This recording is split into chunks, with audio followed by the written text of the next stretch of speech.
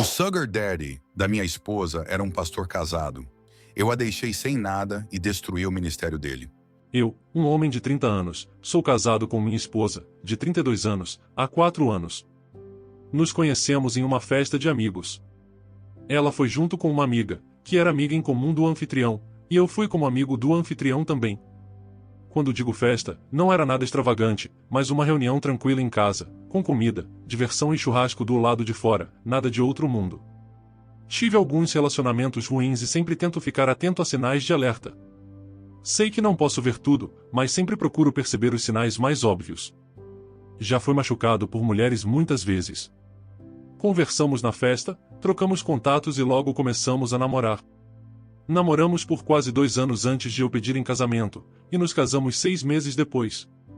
Foi um relacionamento normal, e eu tinha certeza de que amava muito, e isso era o que realmente importava para mim, como deveria ser. Ela sempre foi focada em crescer como decoradora de interiores, e eu sou corretor de imóveis. Uma das primeiras coisas que fiz para ajudá-la com seu negócio foi encontrar um bom local para ela abrir uma loja física, que eu alugo para ela desde então. Ela cuidou da decoração, garantindo que as pessoas soubessem que ela era a decoradora certa assim que entrassem no lugar. Esse arranjo continuou mesmo, com eu cuidando do aluguel e ela do negócio. Isso tem sido ótimo para o crescimento do negócio dela, e eu não poderia estar mais feliz com o resultado. Tivemos nossos problemas normais no casamento, mas acho que algo que vem acontecendo recentemente pode ser o mais significativo de todos, e pessoalmente acho que há mais nessa história do que aparenta, e é por isso que estou escrevendo tudo isso para compartilhar com vocês e ouvir suas opiniões. Vivemos em um estado muito cristão. Ambos temos algum grau de fé. O que quero dizer é que sou do tipo que vai à igreja 1 ou 2 vezes por mês, enquanto ela sempre foi do tipo que vai todo fim de semana. Acho que posso ter tido uma influência negativa sobre ela, porque no 2º ano de nosso casamento, ela começou a ir tanto quanto eu.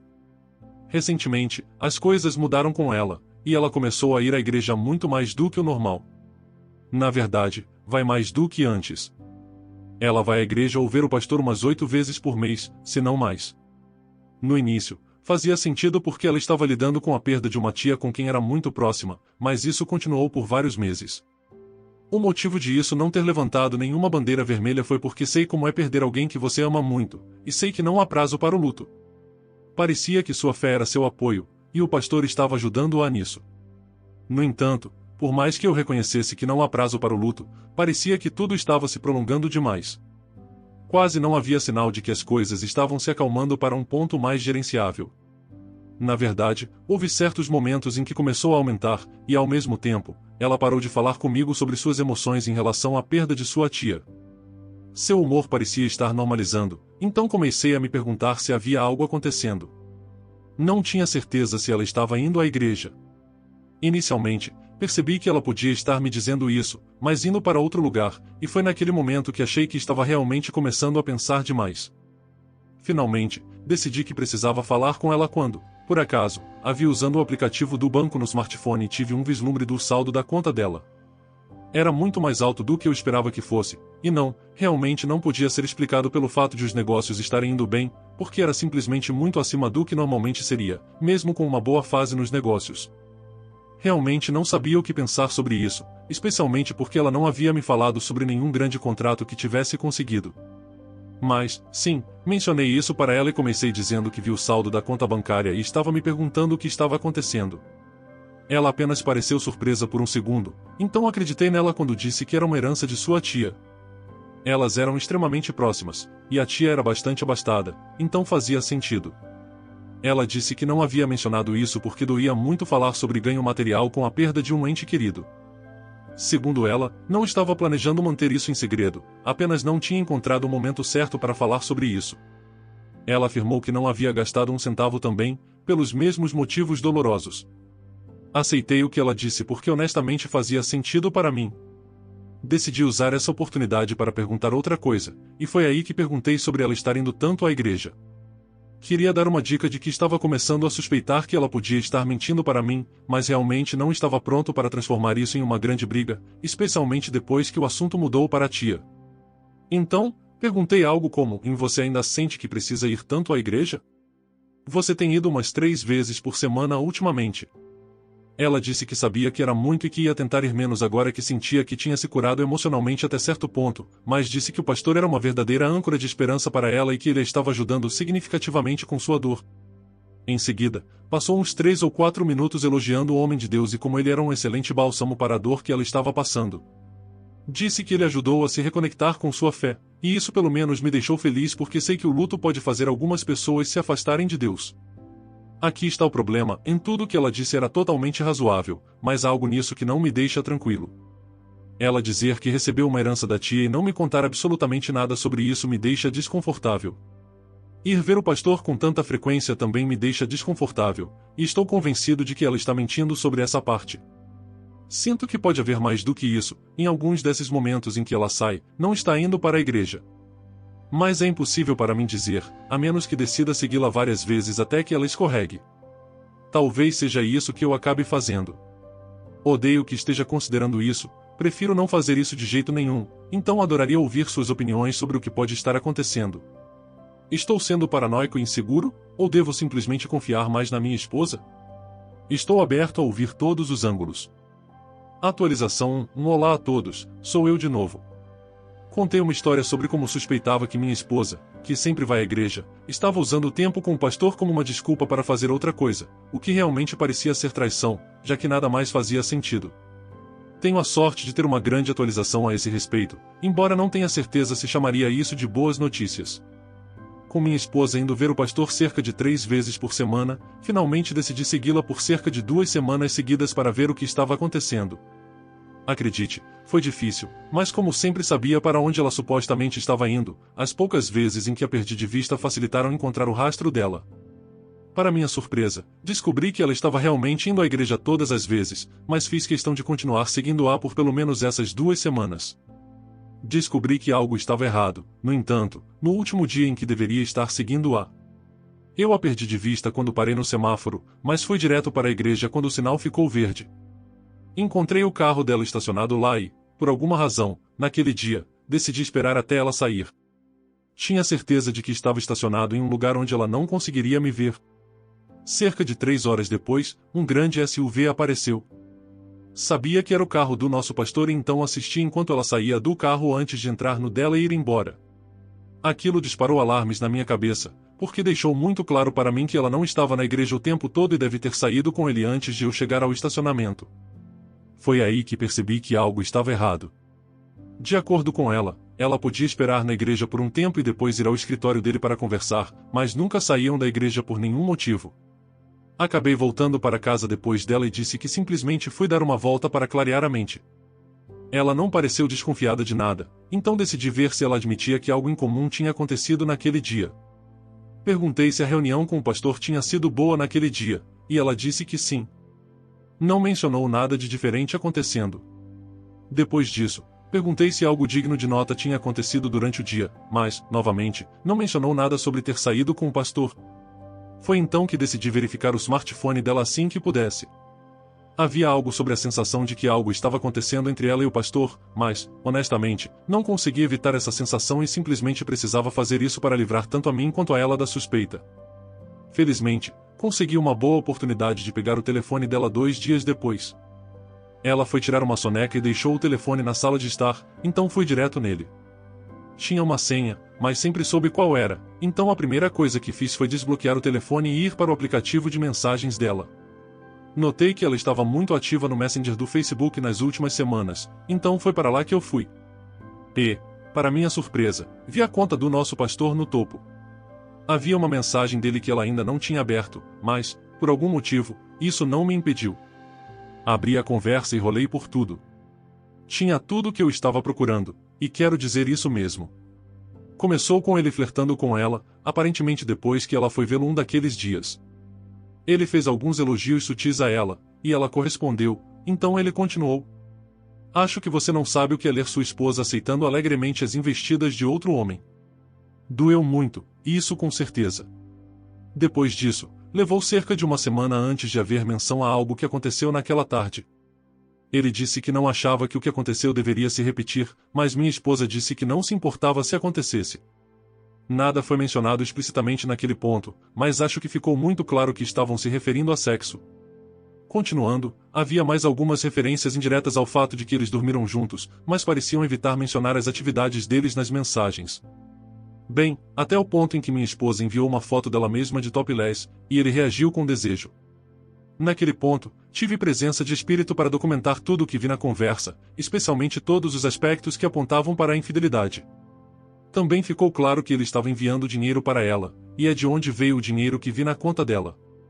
Aparentemente, ele começou a enviar dinheiro para ela por conta própria, mas ela o incentivou algumas vezes, inventando desculpas que eram obviamente falsas para que ele pagasse.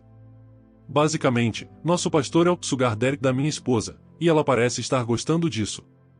Para referência, ambos são casados, então ambos devem estar vivendo sob a ameaça de destruição mútua.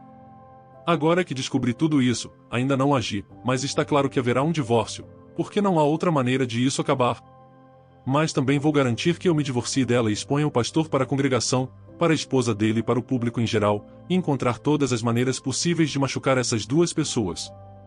É isso que quero fazer, e é o que vou fazer. Volto com uma atualização assim que resolver tudo. Só peço que torçam por mim. Atualização 2, esta é a atualização final, e por mais que eu esteja de coração partido com o rumo que as coisas tomaram, pelo menos estou feliz por estar aqui dando essa atualização. Não posso me sentir pior do que já me senti tentando resolver a situação. Daqui em diante, só pode melhorar, não é, pessoal? Então, comecei a falar com um advogado de divórcio, enquanto minha esposa ainda estava indo ver o pastor várias vezes por semana. Quando paguei o advogado e estava pronto para entregar os papéis, ela ainda estava vendo o pastor, embora cerca de 2 vezes por semana naquele ponto. Só para vocês saberem, recusei-me a dormir com ela o tempo todo, porque não tinha ideia do que ela poderia estar tentando me passar em termos de doenças. Ela percebeu que algo estava errado porque continuei inventando desculpas, mas parecia que o desejo dela estava sendo satisfeito, de qualquer forma. Um dia, assim que ela voltou de uma visita com ele, entreguei-lhe um envelope. Ela o abriu e foi quando viu que eu queria me divorciar dela. Dizer que ela ficou chocada é um eufemismo. Nós dois ficamos parados, enquanto eu esperava ela dizer a primeira coisa. Eu realmente queria que ela perguntasse por quê, porque eu estava prestes a explodir se ela o fizesse, e como previsto, ela perguntou. Na verdade, essa foi a única palavra que conseguiu sussurrar. Eu explodi. Chamei-a de nomes horríveis no processo, mas não senti nenhum remorso. Disse que sabia que ela estava me traindo, e como se isso não bastasse, estava me traindo com nosso pastor, um homem que eu conhecia e, pelo menos, respeitava antes de tudo isso começar a acontecer. Não só estava me traindo, mas com um pastor, um casado ainda por cima. Quantos limites ela não se importou em cruzar? Além disso, estava recebendo dinheiro dele como uma prostituta. Ela começou a chorar naquele ponto, o que obviamente não foi surpreendente, e para minha absoluta surpresa, ela realmente tentou justificar e ele estava lá para mim em um momento em que eu estava fraca e não conseguia encontrar forças. Simplesmente aconteceu, e não consegui resistir. Naquele momento, eu queria socar uma parede ou quebrar algo, mas controlei minhas emoções. Honestamente, estava tão irritado naquele momento que essa justificativa meio que me deixou sem palavras. Disse para ela sair imediatamente antes que eu acabasse machucando-a, e isso pareceu assustá-la o suficiente. Ela pegou algumas coisas essenciais e saiu de casa em 10 minutos. Sabia que ela provavelmente acabaria na cama dele no final da noite, mas naquele ponto eu não podia me importar menos. A primeira coisa que fiz no dia seguinte foi ligar para a esposa do pastor. O número dela não foi difícil de conseguir na comunidade da igreja. Não considerei muito se ela poderia ser uma daquelas pessoas que preferem ignorar uma infidelidade ou não. Precisava contar a verdade para ela e realmente esperava que isso acabasse com o casamento deles. Afinal, eu não precisava de uma esposa compreensiva que perdoaria o marido como Jesus, seria mais satisfatório se o casamento deles desmoronasse. Isso não fica bem para um pastor. Quando contei a notícia por telefone, houve silêncio por um longo tempo. Ela parecia bastante triste e até disse de novo, não baixinho. Claramente, não era a primeira vez que nosso pastor estava brincando fora de casa. Ela me agradeceu muito por ter contado e também se desculpou pelo jeito como o marido dela me machucou. Ela disse, e não posso continuar fazendo isso, antes de desligar. Aqui vai um spoiler rápido, e eles estão separados agora. Se isso vai durar ou não, eu não sei. De alguma forma, antes mesmo de eu contar, a notícia vazou na congregação, e enquanto o pastor tentava controlar os danos em seu próximo sermão, ele acabou saindo de licença. Até onde sei, ele ainda está de licença, o que parece mais uma suspensão. Ele claramente não é uma boa imagem para o ministério, e isso me deixa feliz. O processo de divórcio não foi divertido, como nunca é, mas eu passei por isso. Enviei todas as provas que tinha tirado do telefone e expus todo o meu caso. Ela tentou negar as coisas, mas o fato de ter admitido que estava indo ver o pastor tão frequentemente por tanto tempo não pareceu agradar ao juiz, especialmente quando a notícia de um escândalo na igreja chegou à mídia, e o juiz estava ciente disso. Tudo parecia favorecer o meu lado no final. Ela ficou com o carro dela e eu tenho que pagar um pouco de pensão, felizmente ainda não tínhamos filhos, então não houve necessidade de uma batalha pela custódia. Eu odeio ter que pagar qualquer coisa para ela, no entanto. A casa ainda é minha, pelo menos, e está claro para todos que ela se deu mal no divórcio, como deveria. Claro que, na próxima vez que o aluguel do local que ela usava para o negócio de decoração de interiores venceu, eu não paguei. Ela poderia ficar com ele se quisesse, mas teria que lidar com essa grande despesa sozinha. Também liguei para os pais dela assim que tudo foi finalizado e contei tudo o que a filha deles estava fazendo pelas minhas costas. Como esperado, ficaram chocados. Eles gostavam muito de mim, e eu gostava deles também, mas, infelizmente, algumas coisas não funcionam, especialmente com parceiros infiéis no meio. Então é isso para mim. Depois de mais de 6 anos com essa mulher, tudo acabou porque ela estava me traindo, mas isso é para o melhor. Prefiro muito mais a possibilidade de ficar sozinho e feliz do que estar junto de alguém que não me valoriza como deveria. Obrigado por assistir até aqui. Deixe nos comentários a sua opinião sobre essa história de hoje e considere se inscrever no canal como forma de apoio. Te espero no próximo vídeo.